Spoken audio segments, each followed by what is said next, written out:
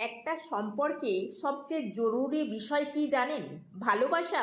না, সেটা পরে আসে। সবচেয়ে জরুরি হলো যোগাযোগ। একটা সম্পর্ক তখনই বেঁচে থাকে যখন দুইজন মানুষ নিয়মিত কথা বলে, একে অপরকে সময় দেয়, মন খুলে শোনে আর বোঝার চেষ্টা করে। শারীরিক দূরত্ব কোনো সমস্যা নয়, যদি আত্মার দূরত্ব না হয়। হাজার মাইল দূরে থেকেও মানুষ কাছে থাকতে পারে যদি তাদের মধ্যে প্রতিদিন একটা আমি আছি বলা হয়। প্রতিদিনের সেই ছোট ছোট খোঁজ, কেমন আছো, আজ কি করলে, খেয়েছো, এই কথাগুলোর মধ্যে লুকিয়ে থাকে সম্পর্কের অক্সিজেন। এই কথাগুলো বন্ধ হয়ে গেলে সম্পর্ক নিঃশ্বাস নিতে ভুলে যায়।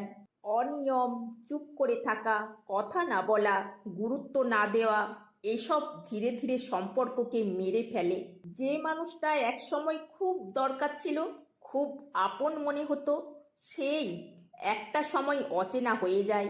কেননা তাকে সময় দেওয়া হয়নি, কথা বলা হয়নি, ভালোবাসা বোঝানো হয়নি। যদি তুমি কথা না বলো, তার মনের হাল জানবে কিভাবে? যদি তুমি সময় না দাও, সে বুঝবে কিভাবে তুমি এখনো আছো? একটা মানুষ কেবল ভালোবাসি শুনে তো থাকতে পারে না, সে চাই অনুভব করতে, প্রতিদিন, প্রতি মুহূর্তে। আর সম্পর্কটা যখন একতরফা হয়ে যায়, তখন সেই মানুষটা আর চায় না ভালোবাসা, সে চায় মুক্তি। কারণ ভালোবাসা তখন আর শান্তি দেয় না, দেয় বিষণ্ণতা। যে সত্যি ভালোবাসে সে জানে সম্পর্ক নষ্ট হয়ে যাওয়া কতটা কষ্টের। সে চায় প্রতিদিন একটু সময় দিতে, একটু কথা বলতে, একটু অনুভব করাতে তুমি এখনো আমার পৃথিবী।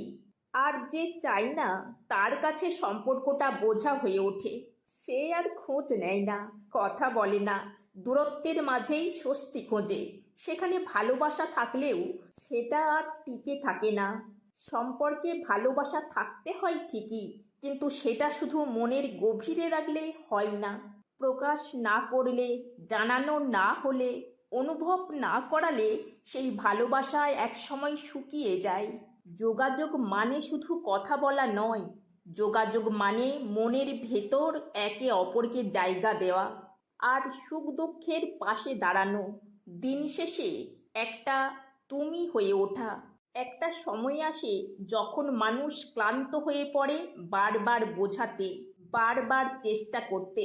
তখন সে নিজেই থেমে যায়, নিজেকে গুটিয়ে নেয়। আর তখনই সম্পর্ক শেষ হয়ে যায় নিঃশব্দে। তাই যদি সত্যি ভালোবাসো, তবে কথা বলো, খোঁজ নাও, সময় দাও। কারণ যোগাযোগহীনতায় সবচেয়ে আপন মানুষটাও একদিন খুব অপরিচিত হয়ে যায়।